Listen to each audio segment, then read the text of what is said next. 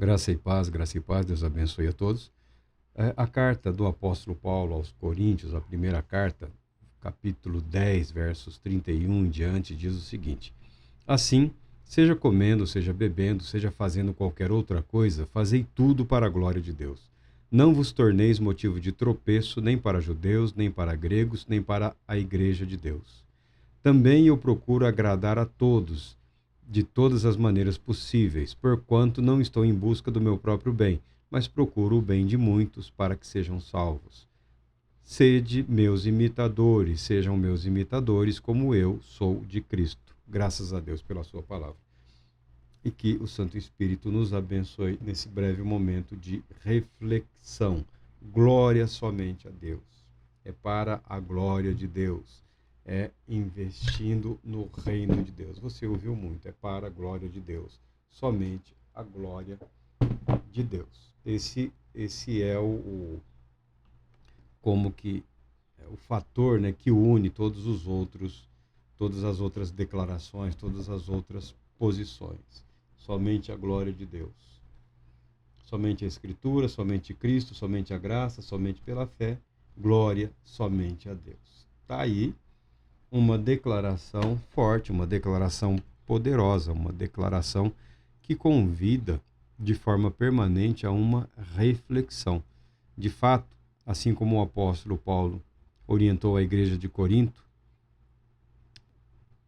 seja fazendo qualquer outra coisa, seja comendo, bebendo, seja fazendo qualquer outra coisa, fazei tudo para a glória de Deus.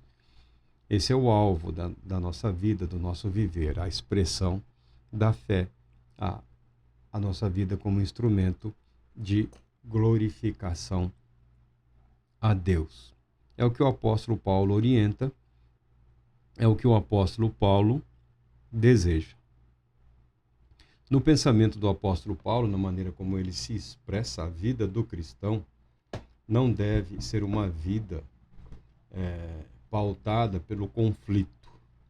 Não deve ser uma vida pautada pelo egoísmo, pela arrogância. No capítulo 10, ele condena abertamente a idolatria. Ele condena abertamente a idolatria. Mas a idolatria não se revela, não se manifesta exclusivamente no culto, através de ídolos ou ícones. Não. A adoração a si mesmo, o egoísmo, é uma forma de idolatria. É uma forma de idolatria. Dependendo da maneira como que a pessoa se deixa levar pelo pecado, pelo engano, pelo erro, ele incorre na idolatria, porque ele está deixando de glorificar a Deus na sua vida, e a glória devida única e exclusivamente a Deus tenta-se repassar para outra qualquer coisa ou qualquer outra coisa. Mas Paulo fala que a nossa vida, a vida do cristão, deve ser administrada de maneira que o cristão não pode ser um tropeço nem para o judeu, nem para os gregos, nem para a igreja de Deus. A vida do cristão não deve ser uma vida que cria obstáculos para quem quer que seja no que diz respeito à comunicação, ao recebimento da mensagem de salvação de Deus através da fé em Cristo Jesus. Por quê? Porque a vida fala mais alto, a maneira como que nós vivemos, isso fala mais alto, tá? Esse é um conceito universal, isso não tem nada a ver só com o cristianismo. Todas as religiões no mundo, você vai ouvir isso daí. A maneira como você vive é o seu discurso religioso. O seu discurso, a sua declaração de fé, é o seu viver diário. Na sua família, esposa, marido, filhos, no trabalho, no lazer, na recreação, na adoração. A sua vida é a sua declaração de fé. Nós somos o nosso melhor sermão. Nós somos o nosso mais poderoso e audível e visível sermão, seja ele qual for.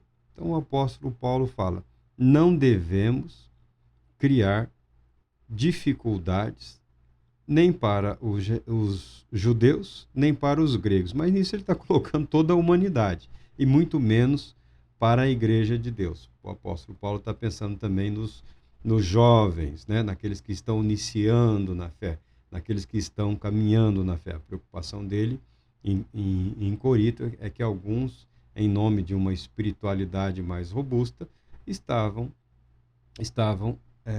muito despreocupados com o reflexo das suas ações na vida dos outros cristãos. Aí ele usa aqui a questão da comida, dos alimentos, se o cristão pode ou não participar de uma refeição a convite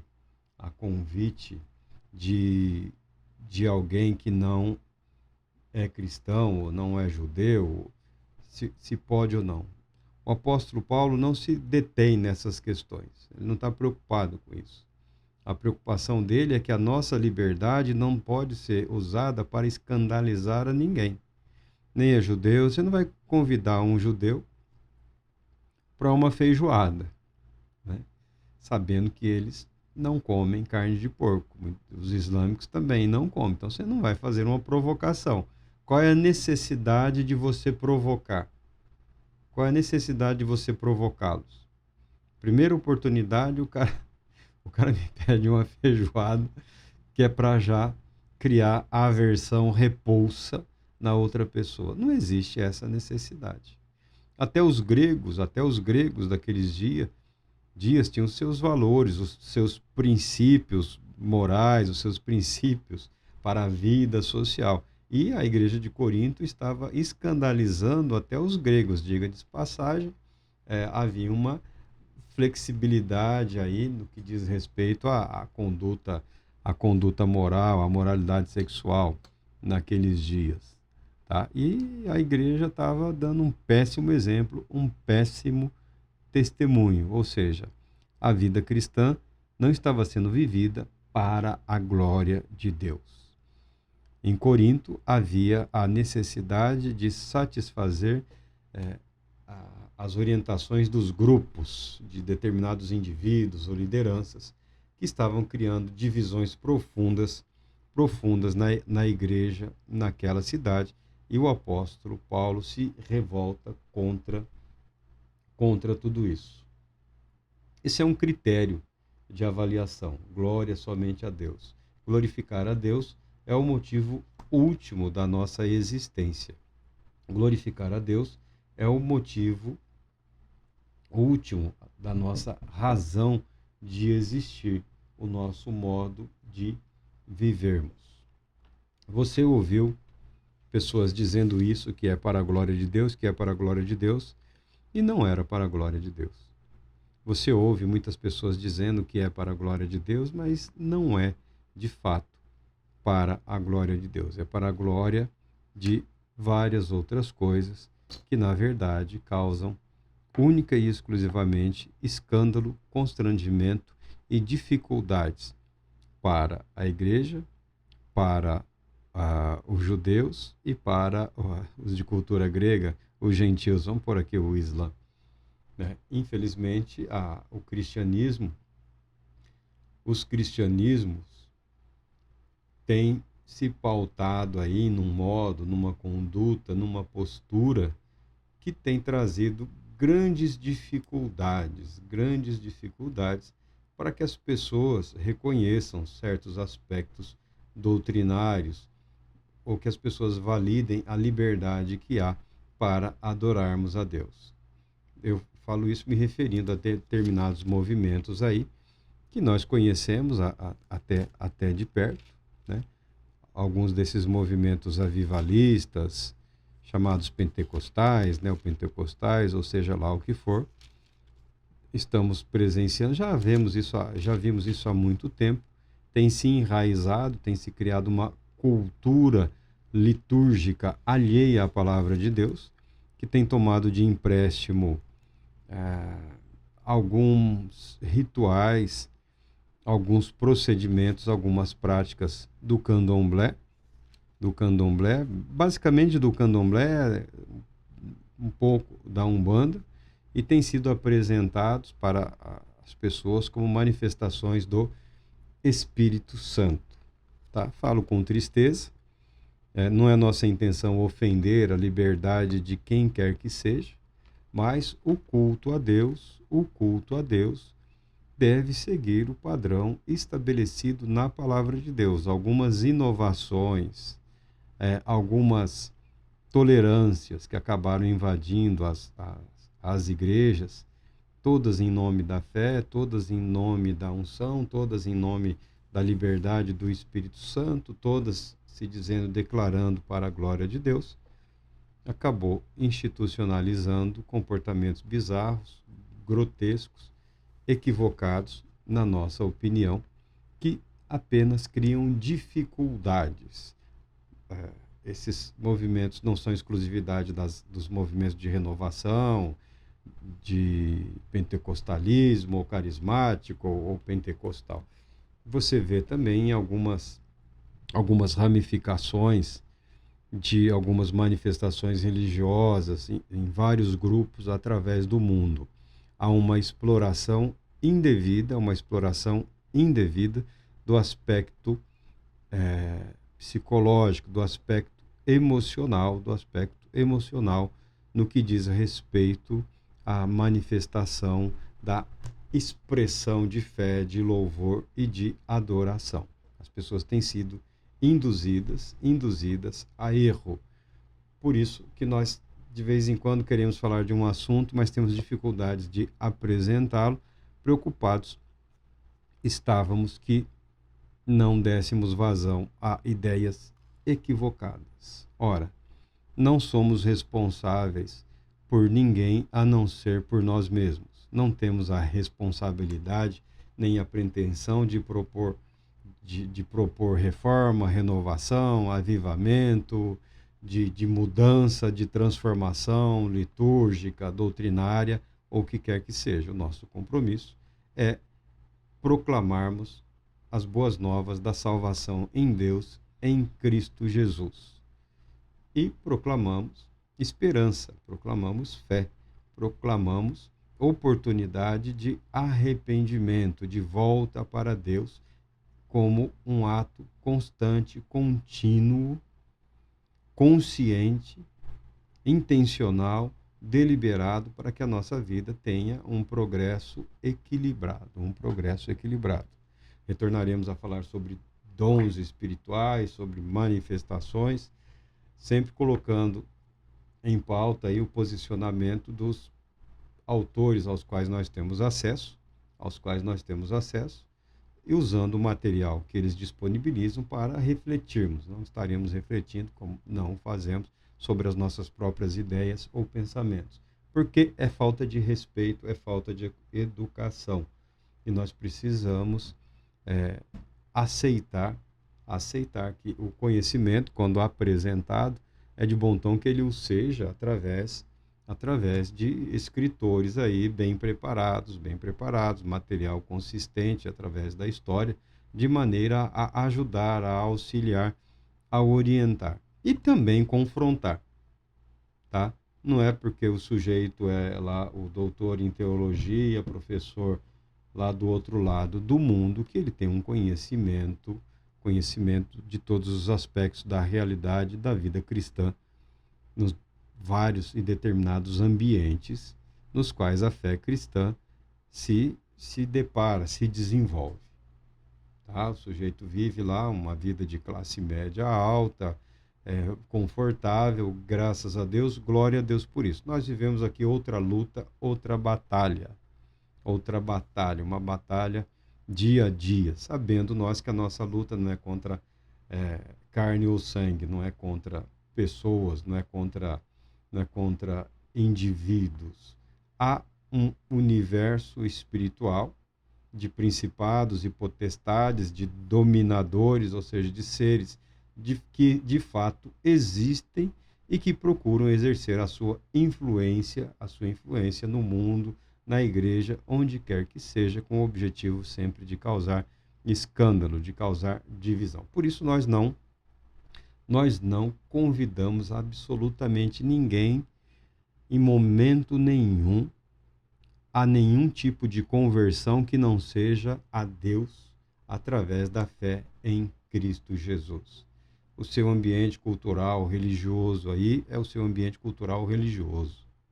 A sua presença nele é uma decisão sua. Não é afastando-se do seu convívio que você terá uma experiência mais profunda com Deus. Não é porque você sai aí da sua família, da sua fé, não é indo na igreja que pula que você vai encontrar Deus. Tá bom? Não é indo na igreja que se contorce, na igreja que rebola, na igreja que dá cambalhota. Não é isso. Não é isso. Não é a geografia, não é o ambiente, não é a coreografia. Não é a coreografia. O encontrar-se com Deus é permitir que o Espírito Santo atue na sua vida, iluminando a sua consciência, ampliando a sua consciência de maneira a você compreender que Deus é real, que Deus é verdadeiro, que Deus é fiel, que Deus se importa, que Deus sempre se importou. Deus se importou contigo, com a sua vida, muito antes de você nascer. Não pense que diz respeito exclusivamente a Sansão ou a Salomão ou aos profetas conhecidos de Deus, cheios do Espírito Santo desde o útero. Não. Isso diz respeito ao propósito de Deus para com toda a humanidade, conhecidos de Deus antes de virmos à existência, antes de virmos à luz deste mundo nessa vida. Deus não é pego de surpresa por absolutamente nenhum evento que ocorreu, ocorre ou ocorrerá neste mundo, nesta realidade. Nós, sim, somos tomados muitas vezes de surpresa, de ansiedade, de medo, desespero, pânico, diante de fatos que se apresentam terríveis, alguns dos quais aparentemente insuperáveis, alguns de fato insuperáveis. E como vivemos o insuperável? Como podemos viver o incurável? Como podemos viver diante do abominável que não se converte, que não muda, que não se arrepende, que não se permite transformar ou mudar ou modelar pela graça de Deus? Como vivemos num mundo em que a graça de Deus pode e é resistida, sim, tanto na igreja quanto na não igreja, tanto na sociedade religiosa quanto no ambiente mundano. A graça de Deus é resistida, sim, tem sido resistida, sim, e o é, porque essa é a nossa natureza, essa é a nossa condição. A aparente aproximação de Deus, quando percebemos que em Deus está o poder para nos resgatar de todo o mal, e estando nós afligidos por este ou por aquele mal, nem sempre é uma expressão de fé. Muitas vezes é uma atitude oportunista, de conveniência. Já que Deus se importa, eis-me aqui. Mas não digo que é inválido essa tentativa de aproximar-se de Deus.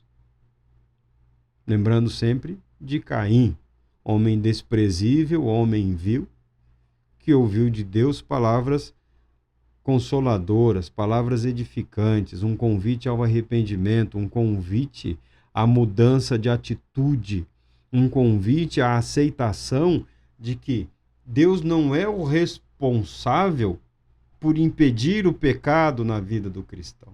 A responsabilidade por impedir que o pecado invada a nossa vida e o nosso ser é total e absolutamente nossa. Muitos não gostam disso. Alguns preferem até atribuir poder a demônios, a Satanás, a Lúciferes e outras entidades reais ou não, imaginárias ou não, conceitos corretos ou equivocados, preferem atribuir ao absurdo o poder de, ao invés de aceitar que as falhas, os erros, os fracassos são responsabilidades que a Bíblia atribui exclusivamente a nós. Como vivermos na imperfeição, mas buscando glorificar aquele que é perfeito. Quando você descobre que a imperfeição é uma bênção, você consegue viver em paz e glorificar a Deus por Cristo Jesus, aquele que é perfeito, aquele com o qual nós nos identificamos pela fé para recebermos de Deus aquilo que nunca teríamos direito, acesso ou condições de conquistarmos por nosso Deus. Daí a glória somente a Deus, que tudo realizou pela nossa salvação. Tudo realizou pela nossa salvação, cabendo a nós reconhecer e aceitarmos pela fé que Deus é fiel e poderoso para salvar. Por isso, somente Ele, única e exclusivamente Ele, a Ele pertence a glória, o louvor e a adoração, porque a Deus pertence o domínio, o poder, o reino de eternidade a eternidade. A nossa vida é uma vida de louvor a Deus, uma vida que reconhece a glória de Deus, que busca glorificar a Deus através dos nossos atos, quando reconhecemos quem nós somos, quando aceitamos quem Deus é e o que Ele fez por nós, o que Ele exige de nós, o que Ele espera de nós, o que Ele aguarda de nós, e como Ele graciosamente nos capacita a superarmos as nossas limitações, dificuldades, pecados e dúvidas e trilharmos o caminho da fé, da esperança, do compromisso amoroso com Deus. Esse é o caminho de atribuir glória somente a Deus.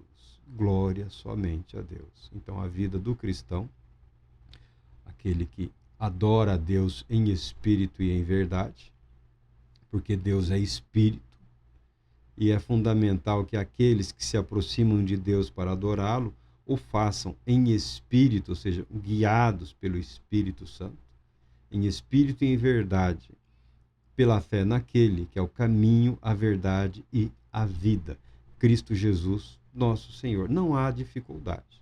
É simples, na verdade. É simples. E quanto mais simples, mais exigente se mostra. Quanto mais exigente se mostra, mais revela a nossa própria natureza, o nosso caráter, as nossas dificuldades. À medida que as nossas dificuldades, o nosso caráter é revelado diante dos nossos olhos, a graça nos capacita.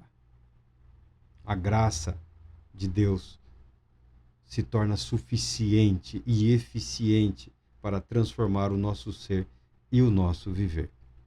Tá? Não é o caminho da simulação, não é o caminho da teatralidade, não é o caminho da ficção religiosa, é o caminho da realidade.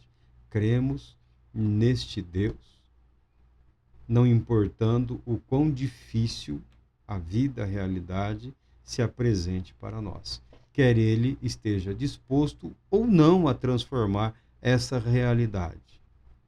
Aprendemos a viver de modo a glorificar a Deus nas circunstâncias em que vivemos e existimos. Eu espero ter feito uma introdução a esses temas. São temas muito bonitos, são temas incrivelmente elegantes. Alguns reformadores, por exemplo, Lutero. Lutero não era um bom teólogo, tá? Não idolatre Lutero. Não tenha essa perspectiva. Felipe Melanchthon é o teólogo da Reforma, é o teólogo luterano. Lutero era um bom teólogo, mas não era um excelente teólogo. Mas Lutero era um brilhante orador. Ele era um excepcional polemista, dominava a arte da polêmica, tá? A capacidade retórica dele, a maneira com que ele apresentava as suas defesas da fé, a teologia da cruz, são impactantes, né? São impactantes, são construções muito bonitas, muito inteligentes, com as quais nós nem sempre concordamos, porque ele é um brilhante retórico, tá? A retórica, tal qual a filosofia, são ferramentas, são instrumentos para a melhor apresentação daquilo que você se propõe a expressar ou apresentar. Então, ele usava as ferramentas que ele tinha, com a capacidade que ele tinha. Ele era um brilhante polêmico, ele era um excelente retórico, ele sabia apresentar os temas de modo a chamar a atenção, a cativar os corações. Por isso, nem sempre concordaremos com Lutero ou com a maneira com que ele apresentava, ou a perspectiva, ou as ferramentas que ele utilizou. Temos outros teólogos, outros reformadores aí, cada qual será apresentado no devido contexto, no devido momento. Na sua maioria, uma formação filosófica, teológica, todos eles religiosos, mas uma formação filosófico-teológica. Lutero a tinha, a possuía também, mas a capacidade retórica dele era fantástica. O grande legado dele foi a tradução da Bíblia para o que se tornou a língua alemã, a língua comum, o idioma comum dos povos germânicos, dos alemães. A contribuição foi extraordinária. Ele mesmo reconhece que o que de mais importante ele realizou nos seus dias foi traduzir a Bíblia, que era no latim naqueles dias. O hebraico e o grego é para os eruditos, mas era basicamente no latim, nas liturgias, traduzir a Bíblia para a linguagem do povo, levar a palavra de Deus para o povo que ansiava ouvir a palavra de Deus diretamente no seu idioma, no seu viver. Isso criou um impacto, isso aproximou as pessoas da verdade, do Evangelho, da verdade conforme apresentada pelos reformadores, de um modo extraordinário. Causa-nos estranheza hoje as pessoas buscarem não o conhecimento, mas uma tentativa de apresentação hebraizada ou via grega, e tem gente voltando para o latim. Meu Deus do céu, tem gente voltando para o latim, né? Isso causa estranheza hoje, a busca por uma erudição ridícula e desnecessária. Tá? Somos a favor do conhecimento. Porque se você não domina o conhecimento, você se torna escravo daqueles que conhecem. Você depende sempre da interpretação da palavra, da boa vontade, da boa fé daquele que domina o conhecimento. E o conhecimento bíblico, escriturístico e teológico, ele é de domínio público. Ele é de domínio público, ele é de interesse público, diz respeito a todos aqueles que creem. Eu acredito que você tem o direito de aprender diretamente das Escrituras, valendo-se do material disponível para todos. Não há exclusividade para ministros, líderes religiosos. O material está disponível para todo aquele que crê. Algumas leituras requerem um certo cuidado e a adoção de uma linguagem. Aí fica, né, uma linguagem específica. Essas especificidades da língua, da gramática, aí ocorrem em todas as áreas do conhecimento. Não significa que todo mundo que esteja usando os jargões teológicos tem um conhecimento do significado, né, dessas doutrinas e dessas verdades. E cansados também de esperar que outros o façam, tendo nós a oportunidade, apresentamos a nossa contribuição, valendo-nos do material amplamente divulgado, acessível a todos, conforme o compromisso que assumimos. Não ocultamos origem, não escondemos procedência, não pensamos por nós mesmos, não criamos ninguém, não criamos nada. Na verdade, não recebemos esse dom de Deus, originalidade zero, tá? Nós aprendemos com aqueles que sabem ensinar e transmitimos de acordo com as nossas limitações, procurando manter a integridade das nossas convicções, discordando quando julgamos necessário discordar, seja de quem for, tá? Que não estamos arrendando a nossa consciência, estamos fortalecendo a nossa fé. Deus Todo-Poderoso te abençoe, te proteja e te conceda paz, muita paz.